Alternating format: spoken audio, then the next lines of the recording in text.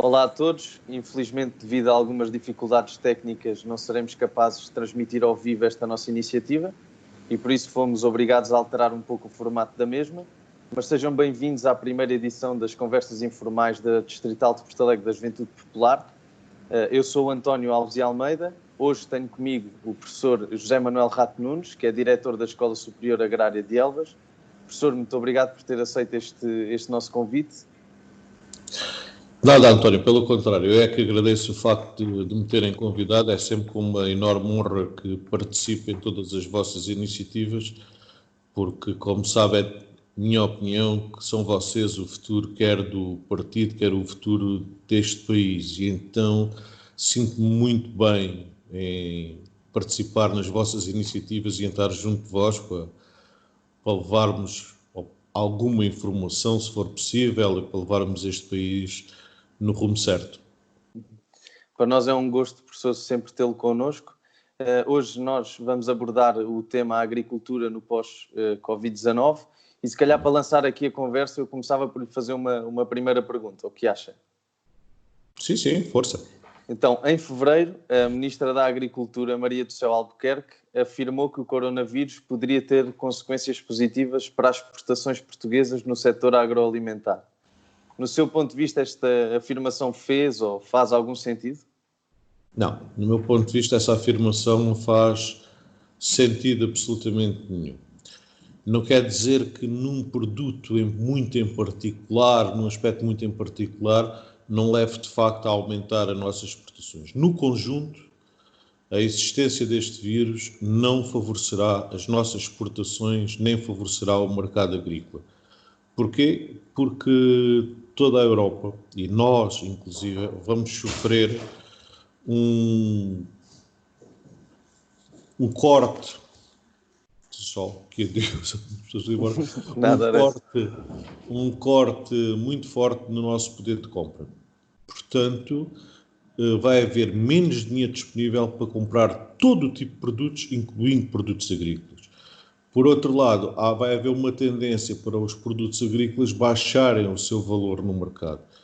Nomeadamente, alguns cereais que eram destinados a biocombustíveis, com menor circulação e com o excesso de oferta de petróleo que existe no mercado, obviamente que não vão ser retirados produtos agrícolas para esse fim e obviamente que isso conduz a uma baixa de preço. Portanto, não concordo nada com a senhora Ministra.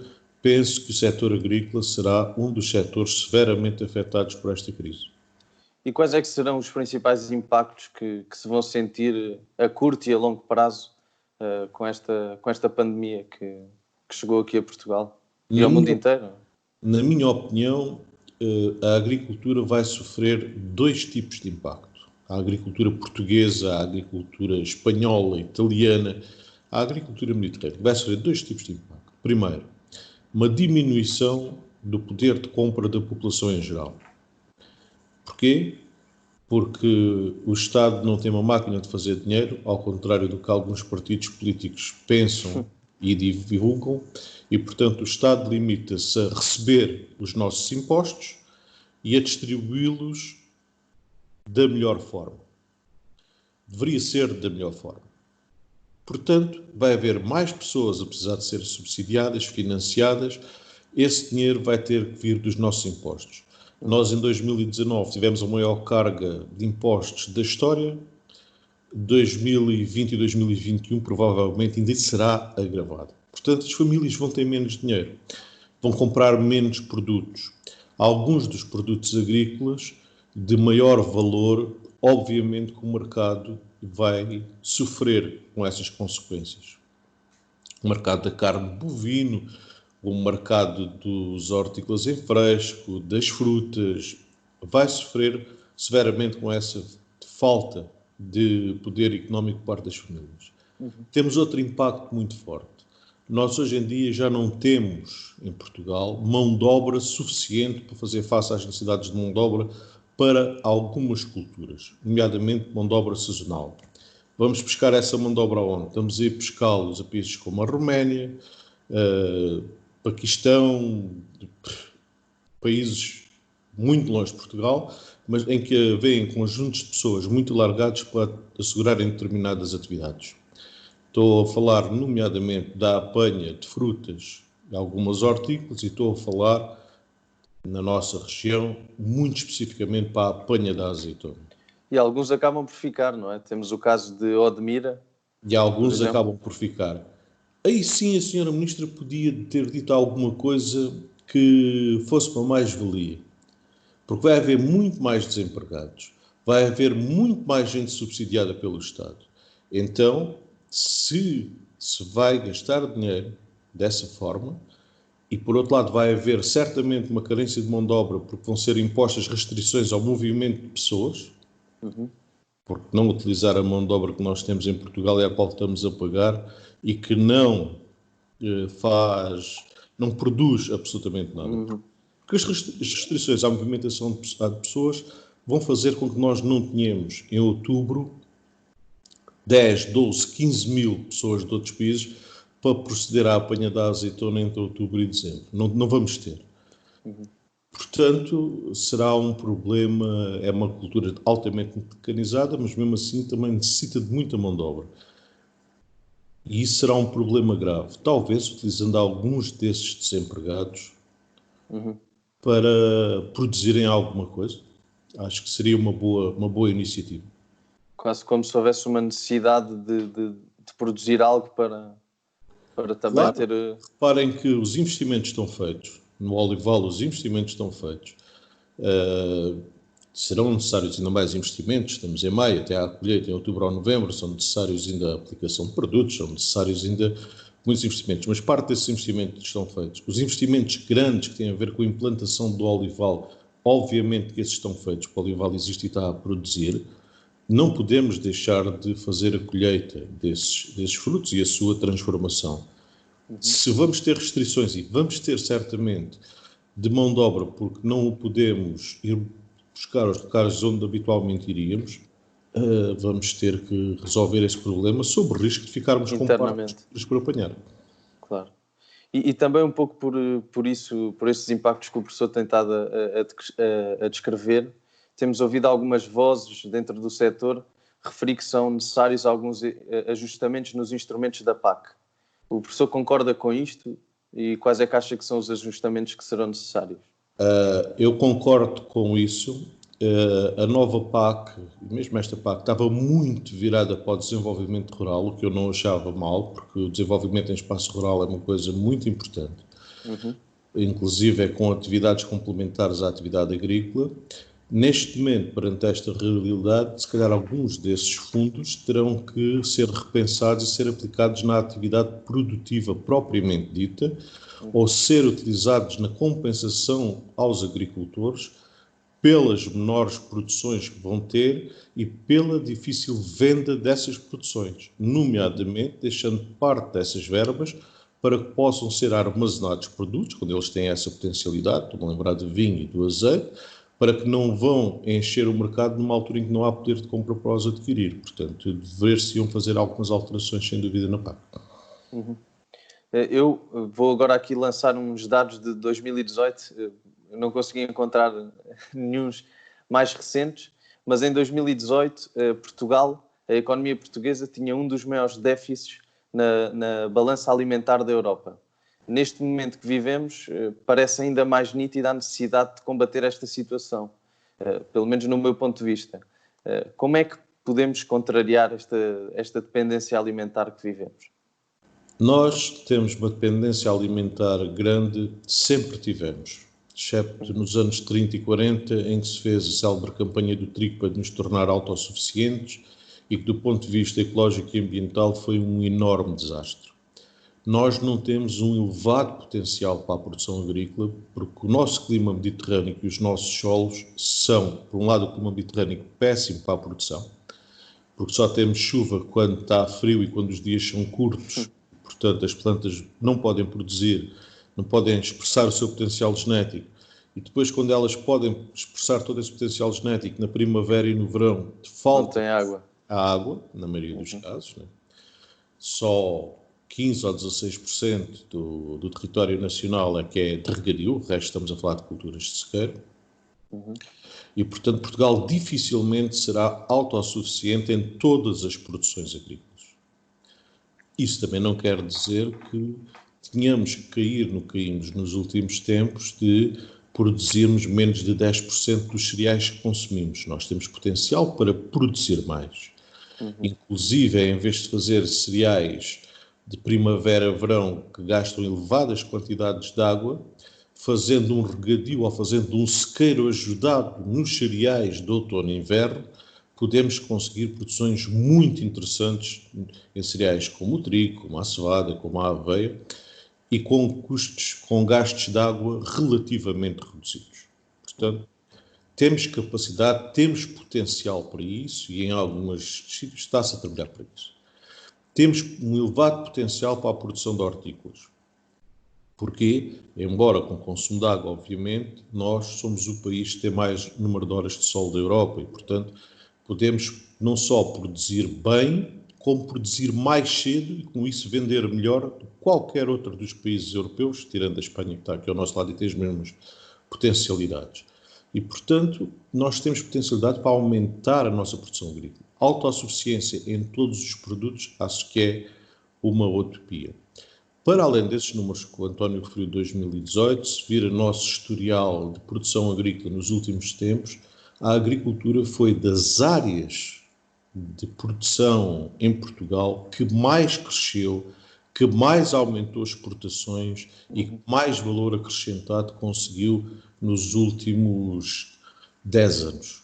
Portanto, nós estamos a produzir mais, estamos a produzir melhor, temos, do ponto de vista científico, mais conhecimento, temos agricultores muito evoluídos, do melhor que existe na Europa, outros não tanto, obviamente, mas, como eu lhe disse, considerar ou achar que nós podemos ser autossuficientes em todas as produções é uma utopia, porque não temos potencial para isso. Eu lembro-me de, algumas vezes em conversas com o professor, que o professor referia muito a falta que Portugal tem em indústria agroalimentar. Não só em termos da agricultura, mas também em termos, por exemplo, da caça, que muitas vezes não conseguimos tirar maior proveito daquilo que produzimos ou daquilo que temos porque falta uma indústria agroalimentar. O professor acha que de facto isso é algo em que se deveria apostar em Portugal? Acho. Nitidamente acho. Não faz sentido, por exemplo, eu estou na região de Elvas, como o António sabe, termos aqui vários postos de recolha de azeitona, em que os olivicultores da região, os mais pequenos, com o olival muito interessante em termos de qualidade, porque são olivais tradicionais e, portanto, em termos de qualidade, são muito interessantes. Vendem a azeitona nesses pontos de recolha, que a carrega para semi-reboques e que a transporta para lagares para a Espanha. Ou seja, nós temos aqui a atividade produtiva, essa azeitona é vendida e depois é transformada e grande parte do valor acrescentado fica noutro país.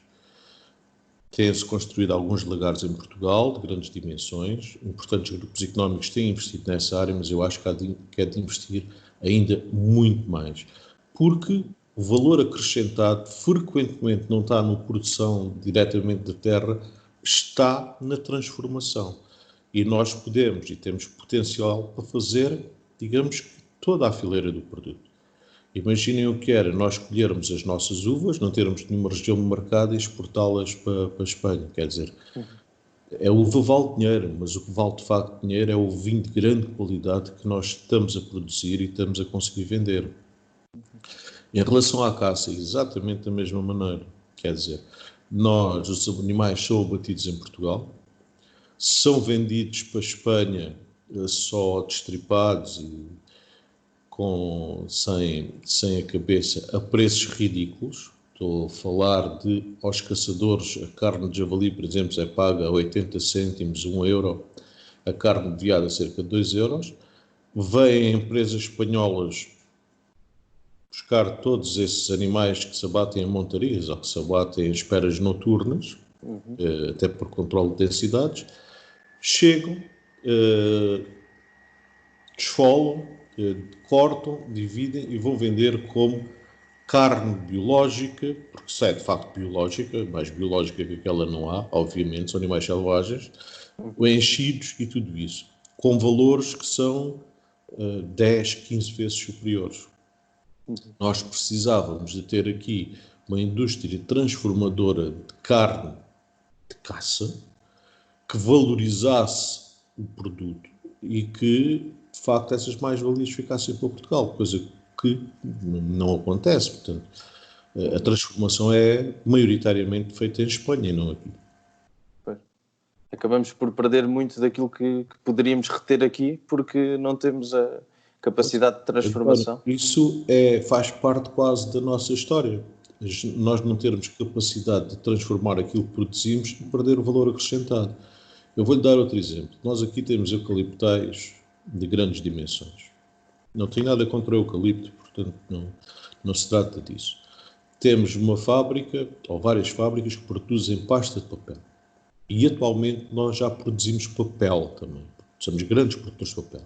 Mas durante muitos anos não éramos. Então nós tínhamos as árvores, tínhamos toda a indústria, de facto, muito poluente, que era a indústria da celulose, a indústria de produção de pasta de papel, e depois exportávamos pasta de papel para outros países fazerem o papel. Ou seja, o valor acrescentado ficava noutros locais e nós aqui ficávamos com a parte produtiva e poluente.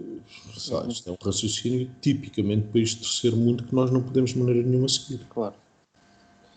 Por sua vez, há pouco falávamos da balança alimentar, a Europa tem um saldo muito positivo na balança alimentar.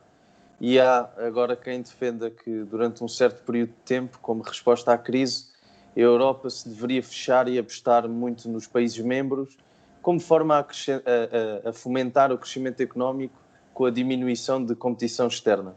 O professor concorda com esta visão, claro, do ponto de vista da agricultura? A Europa é naturalmente sedentária.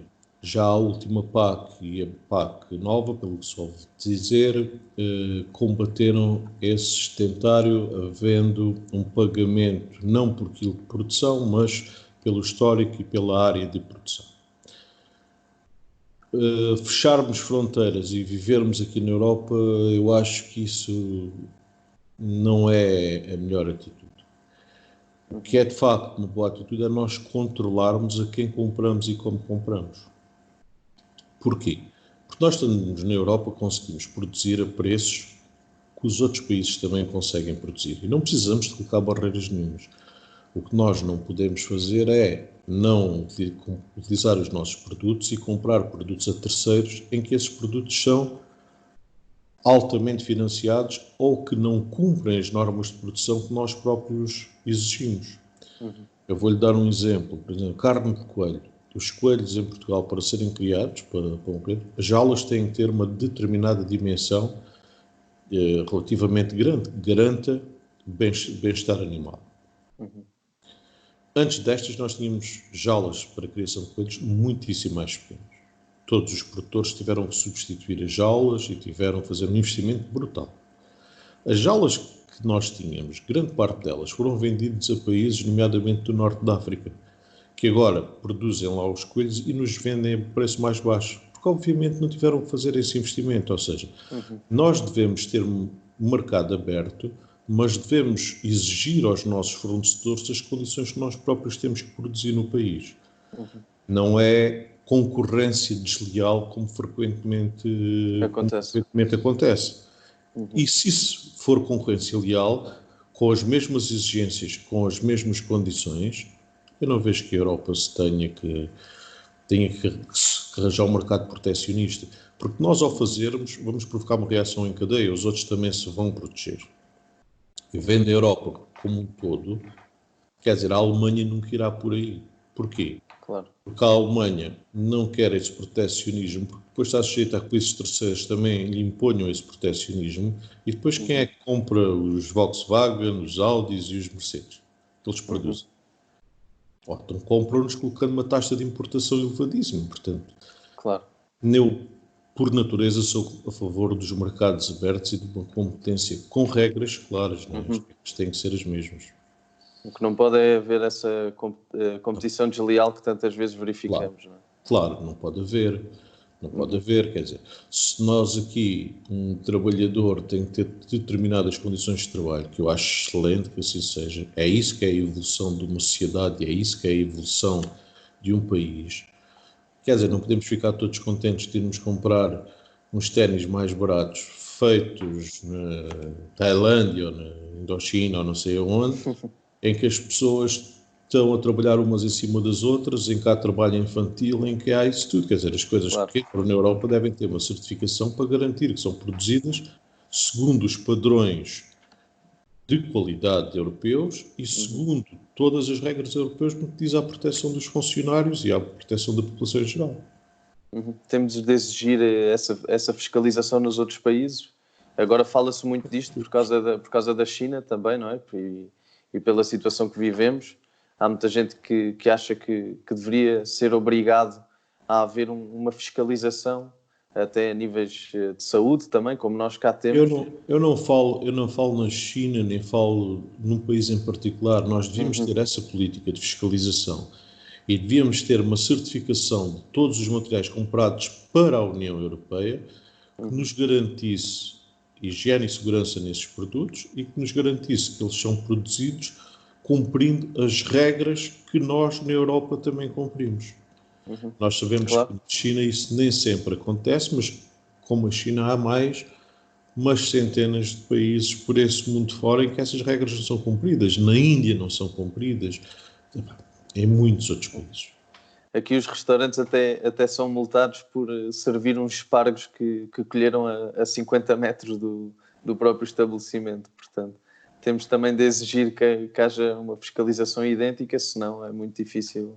Claro, uma investigação legal à entrada, quer dizer, tudo o que entra tem que ter um selo de certificação. Nós sabemos que, por exemplo, os brinquedos que vêm da China e que vêm da Tailândia e de outros países são baratíssimos.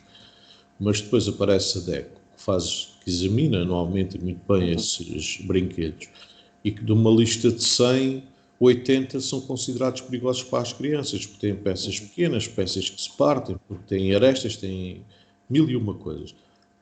Esse tipo de brinquedos, por simplesmente não deveria ser permitido entrar na Europa. Não porque vêm da China, mas por simplesmente porque não cumprem as nossas regras dentro do mercado europeu. Claro. Eu gostava agora de abordar aqui uma polémica que tem sido criada também por algumas organizações não governamentais que têm alimentado aqui uma polémica sobre a flexibilização de medidas na agricultura. Nomeadamente, refiro-me ao pastoreio nas áreas de pousio e à não obrigação na diversificação de culturas nas explorações cerealíferas. Estas contestações a estas duas medidas que têm aparecido fazem-lhe algum sentido ou são mais um grito pseudo-ideológico sem bases que o sustentem? António, não são coisas muito importantes. Nós, este ano, felizmente, vamos ter um ano de elevadíssima produção de fenos. Choveu em abril, pensa-se que ainda irá chover alguma coisa em maio e, portanto, iremos ter boa produção de fenos. Eu já vi fenos com 1,60 m, 1,70 m de altura e boa produção de fenos.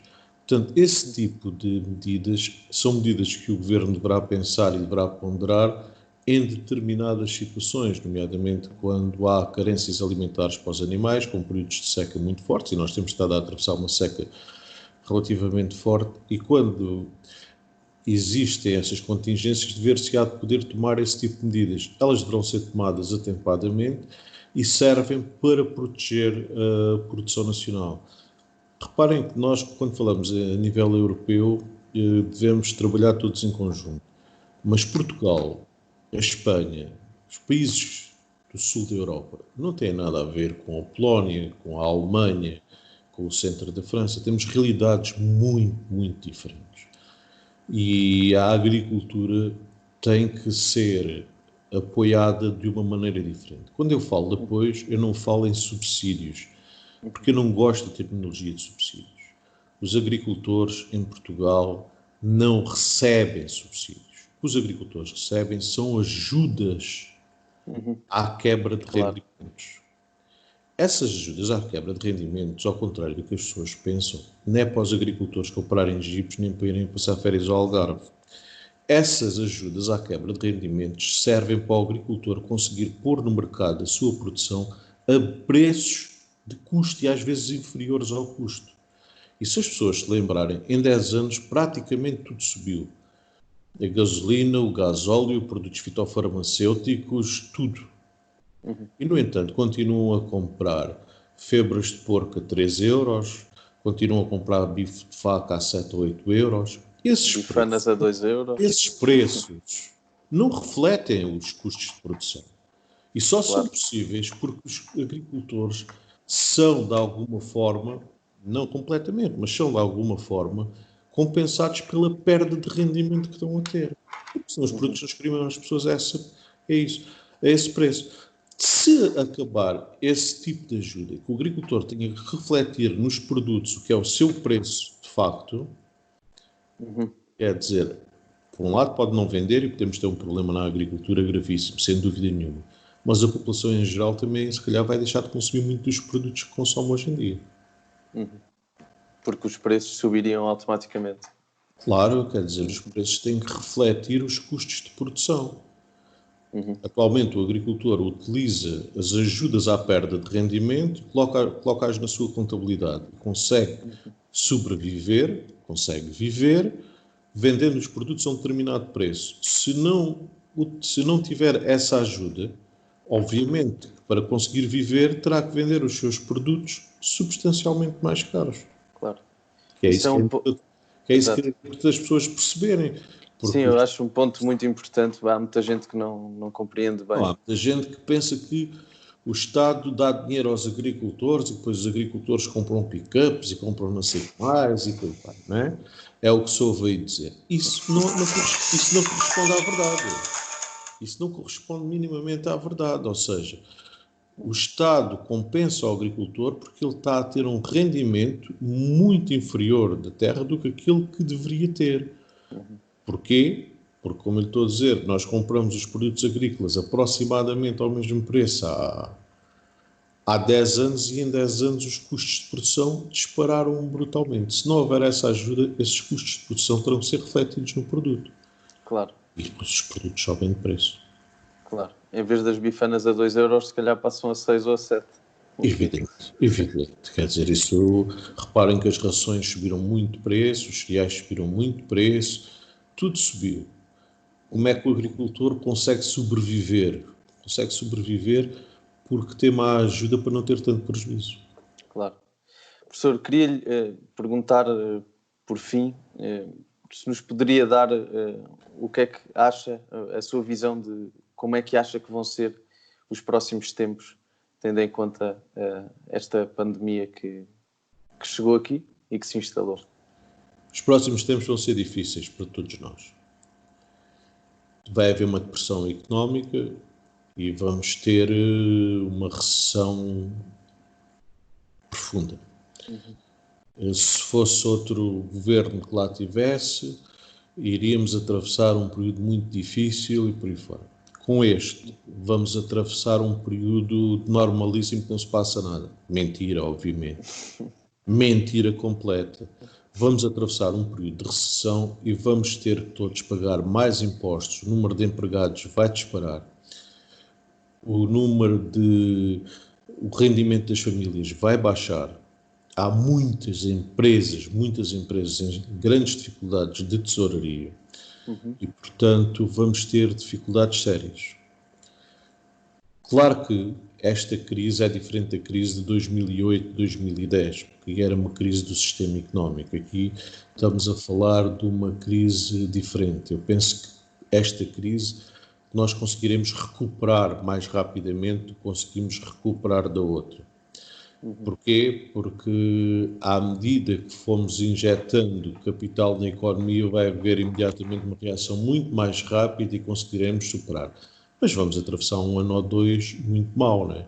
Nós estávamos a crescer a uma média de 2,5%, 3%, quer dizer, já há previsões que nos dão uma recessão de 7% do PIB, portanto, não vão ser uma fase nada fácil. Ainda por cima, uma fase cheia de incertezas. Claro. Nós estamos todos a preparar para voltarmos à atividade. Algumas pessoas já voltaram segunda-feira passada, dia 4, outras irão voltar à atividade dia 18, mas estamos todos dependentes de como é que as coisas evoluem. Portanto, há uma grande incerteza como é que evoluem. Em termos agrícolas, é aqueles dois problemas que eu foquei, não é? A abertura de fronteiras para podermos ter mão de obra e, nomeadamente, o aumento do poder de compra para que os produtos possam ser adquiridos.